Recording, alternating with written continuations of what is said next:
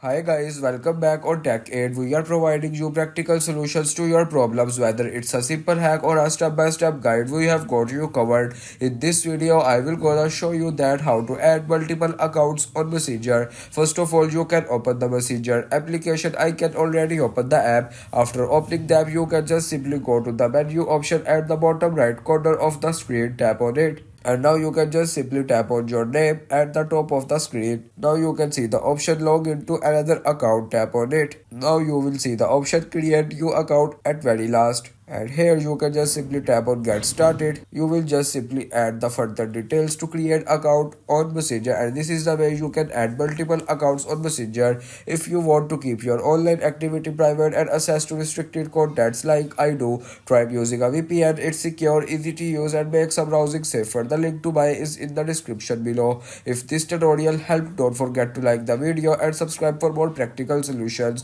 Got questions or need extra help, drop a comment below and we will be happy to assist. See you in the next one. Thanks for watching.